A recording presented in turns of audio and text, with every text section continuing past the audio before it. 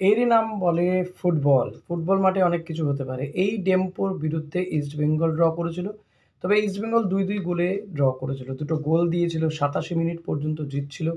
কিন্তু মোহনবাগান কোটি, কোটি টাকা খরচা করা একটা টিম, তারা কিনা মানে একদম ১১ জন ভারতবাসীর বিরুদ্ধে গোল করতে পারল না।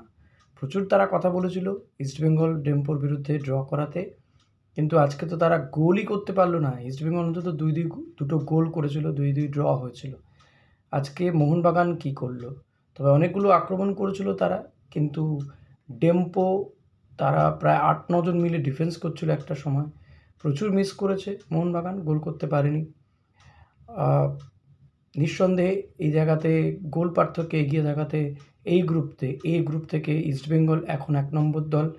ডার্বি খেলতে নামার আগে ইস্টবেঙ্গল কিছুটা তো অ্যাডভান্টেজ বলা যেতে পারে। হ্যাঁ, ডেম্পো ম্যাচটা জিতে থাকলে অনেক ফুরফুরে মেজাজে ডার্বি খেলতে নামতে পারত ইস্টবেঙ্গল। তবুও যেটা পরিস্থিতি দাঁড়িয়েছে তাতে ইস্টবেঙ্গলের হয়ে গেল ৪ পয়েন্ট, মোহনবাগানেরও ৪ পয়েন্ট। কিন্তু গোল পার্থক্যে ইস্টবেঙ্গল যেহেতু চেন্নাইকে ৪-৪টে গোল দিয়েছে, এই চেন্নাইকে মোহনবাগান দিয়েছিল ২ টো গোল। তো আপাতত এইভাবে যদি দেখা যায় তাহলে কিন্তু ইস্টবেঙ্গলে এগিয়ে আছে। তো সেদিক থেকে বলতে গেলে চেন্নাইয়ের বিরুদ্ধে ৪ গোল দেওয়াতে কিন্তু ইস্টবেঙ্গল অ্যাহেড অফ মোহনবাগান, এবং মোহনবাগানকে হারাতে পারলেই শুধু নয়, মোহনবাগানের বিরুদ্ধে যদি ড্রও করে তাহলেও কিন্তু ইস্টবেঙ্গল পরবর্তী রাউন্ডে বা সেমিফাইনালে চলে যাবে। কিন্তু ড্র ফর নিয়ে ভাবছি না, ড্র নয়, জিততেই হবে ইস্টবেঙ্গলকে। ডার্বিতে হারাতে হবে মোহনবাগানকে। আর ডার্বি মানে তো আলাদা আবেগ, আলাদা উচ্ছ্বাস থাকে। আমার মনে হয় ইস্টবেঙ্গল প্লেয়াররা যে চাপ তারা রিলিজ করলো, যে চাপের মধ্যে তারা ছিল, আজকে চেন্নাইকে হারিয়ে যে চাপটা তারা রিলিজ করলো, এর থেকে নিঃসন্দেহে ভালো কিছু আশা করা যেতে পারে। তবে আবার বলবো যে এআইএফএফ মোহনবাগানকে অনেক সুবিধে দিয়েছে, পরের দিকে ম্যাচ দিচ্ছে, ভালো মাঠে খেলা দিচ্ছে, যাদের সম্প্রচার হচ্ছে জিও হটস্টারে, আর ইস্টবেঙ্গলে খেলা দেখাচ্ছে ইউটিউবে। তবে দেখলাম মোহনবাগানের খেলা দেখতে লোকে মাঠেই আসেনি। ফাঁকা মাঠ, ফাঁকা গ্যালারি, লোক নেই, জোর নেই, খেলা হচ্ছে। অতীব জঘন্য মাঠ, খাটালের মতন মনে হচ্ছে দূর থেকে। তো এহেন মাঠে গোল করতে পারল না মোহনবাগানের নামি দামি বিদেশিরা, ওয়ার্ল্ড কাপ খেলা বিদেশিরা, তারা গোল করতে পারল না ডেম্পোর বিরুদ্ধে। এ তো আমি বলবো, আবারও ডেম্পোকে শাবাশি দেবো যে তাদের এই ধরনের পারফরমেন্স তারা যে করেছে, এত দ্রুত তারা মানিয়ে নিয়ে খেলছে। কারণ রিয়াল কাশ্মীর ওই জায়গায় খেলার কথা ছিল। পরপর দুদিন তারা দুটো বড় দলকে আটকে দিল, ২ পয়েন্ট হয়ে গেল তাদের। তারা যদি আবার চেন্নাইকে হারিয়ে দেয় বড় ব্যবধানে, তাহলে কিন্তু তারাও এই রেসে চলে আসবে, পরের রাউন্ডে যাওয়ার রেসে। তো সেটাও খেয়াল রাখতে হবে যে এই ম্যাচটাতে কী হয় অতি অবশ্যই। তাই সবথেকে নিরাপদ হচ্ছে ডার্বিতে মোহনবাগানকে হারাও।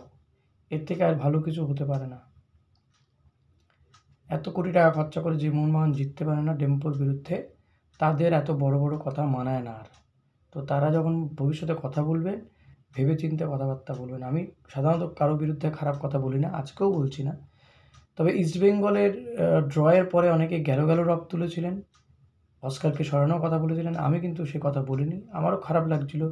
আমি বলেছিলাম এটা হারেরই সমান, কিন্তু তবুও অস্কারকে বদলি করার কথা আমি বলিনি। আমি এখনও বলবো, একজন কোচের ওপর ভরসা রাখতেই হবে, রেজাল্ট যাই হোক না কেন। বারবার করে কোচ বদল করাটা কোনো বুদ্ধিমানের কাজ নয়। প্লেয়াররা ভালো খেলছে, ভরসা রাখতে হবে। হিরোশির মতন প্লেয়ারদেরকে আরেকটু সময় দিতে হবে, তাহলে বোধহয় ভালো ফল পাওয়া যেতে পারে। দেখুন, চাইলে অনেক কিছু হয়। ফুটবল খেলাটা যে কোনো দিন, যে কোনো মুহূর্তে রং বদলে যেতে পারে, আর ডেম্পোর মতন ক্লাব রং বদলে দিচ্ছে। ফলত যে ইস্টবেঙ্গল সেমিফাইনালে যাবে কি যাবে না একটা আশঙ্কা, এবং আজকের ম্যাচটাই ডিসাইডার ছিল, মরণবাচন ম্যাচ ছিল, সেই ইস্টবেঙ্গল এখন এই গ্রুপে ১ নম্বর দল হয়ে গেছে, তাই না? তো অনেক কিছু বদলে যায়, পরিস্থিতি অনেক কিছু বদলে দেয়। তো প্লিজ দলের পাশে থাকবেন, থাকুন, এভাবে আছেন। খারাপ আমারও লেগেছিল, খারাপ কথা বলিনি। হ্যাঁ, বলছিলাম হেরে যাচ্ছে, বা ওই ম্যাচটা যেভাবে ভুল করেছিল, নাহলে ইস্টবেঙ্গল জিততে পারত। অন্তত মোহনবাগানের মতন এরকম দশা তো হয়নি ইস্টবেঙ্গলের। তাই ডার্বি ঘিরে স্বপ্ন দেখা যেতে পারে ৩১শে অক্টোবর। দেখা যাক কী হয়। আপনারা কী বলছেন অতি অবশ্যই জানাবেন কিন্তু।